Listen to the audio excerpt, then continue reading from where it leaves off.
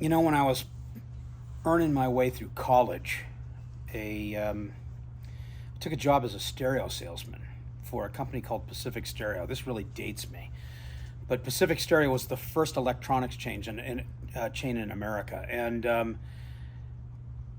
it was a great job. I loved it so much because I love music and I love music stereo equipment.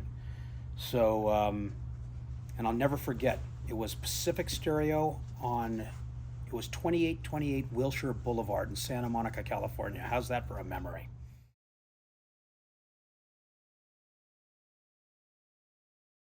I had it for about 3 years.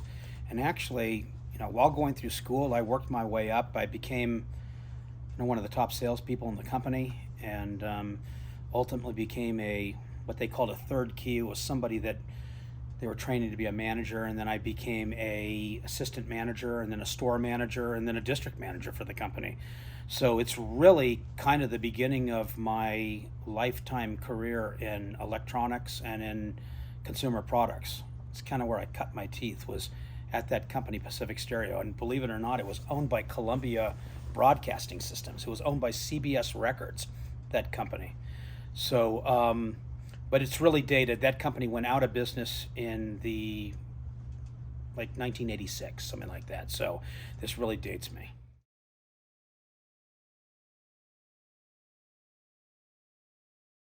Selling stuff. People were coming in all the time and they're looking for product, they're looking for speakers, looking for video equipment.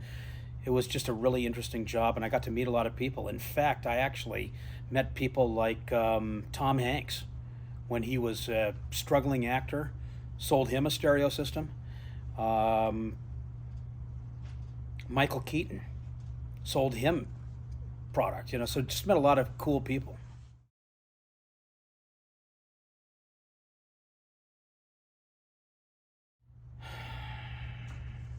Some of the politics and the games. When you're a salesperson and you try to do well, a lot of people want to cut into you, want to knock you down. That probably was not that fun, but that's in any job, you know.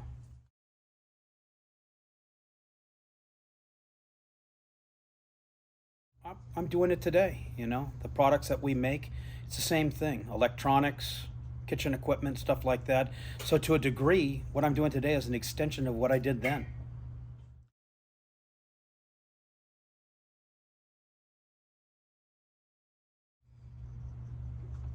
The investment that I made was in the knowledge of how to talk to people. There really wasn't an opportunity to invest in anything back then. It was a job, but paid off today. I certainly know a lot more today than I did if I didn't have that job and if I wasn't doing that back then.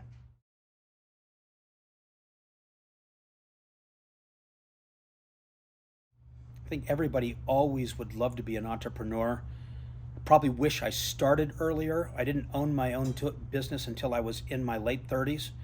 So, wish I did. Didn't have the opportunity really, but I have no regrets.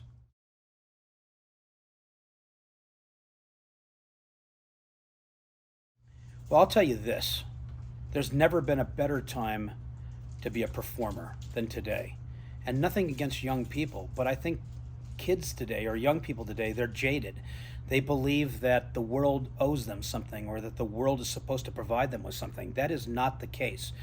In America today, the people that succeed are the ones that drive themselves to be ambitious, to learn, and to do new things. Nothing is going to happen automatically. You either get it done yourself or it's not going to happen. So that's what I would say. Take advantage of the world that the fact is most people do not want to work. If you're a worker, you're going to win.